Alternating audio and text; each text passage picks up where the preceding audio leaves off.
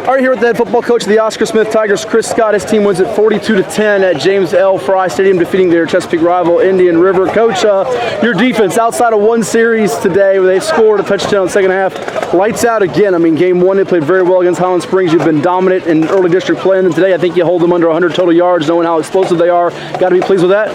Very pleased with those guys, the way they fly around. Their effort is second to none on any team I've ever coached. These guys get after it on every single play, and I love it. I think the fact that they get after it so much on those two drives, we have penalties on 3rd and 4th down that typically would have put them off, that wouldn't have allowed it. So I think it's even that much more of a dominant performance. We're aggressive, but we got to understand, like, we can't get those post-snap penalties. And but I'm definitely proud of them. They fly around, aggressive group, and they tackle as a group.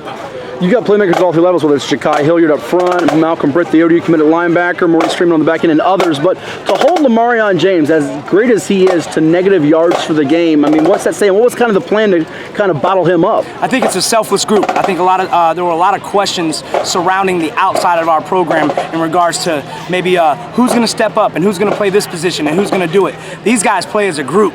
These guys play as a group, and that's how you do it. Not one man can stop Lamarion, but when all guys are flying around like we do, 9 and 2 to the ball consistently, it's very, very hard to be productive against that defense. Third time in 5 years Smith has gotten a kick or punt return for a touchdown. I know it's your first time in this rivalry, but how big was that Ricky Thompson play to put you up 21-3 second quarter? Unbelievable. Coach Ward, our JV head football coach, has been pushing me all year to put him and get him on the kickoff return.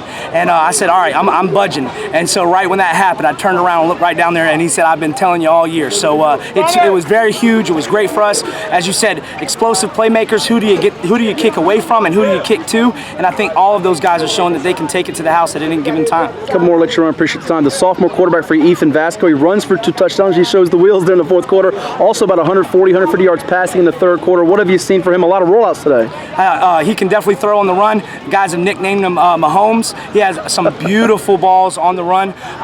Coach Thurgood, quarterback coach, thinks that he could be one of the best that we've ever had.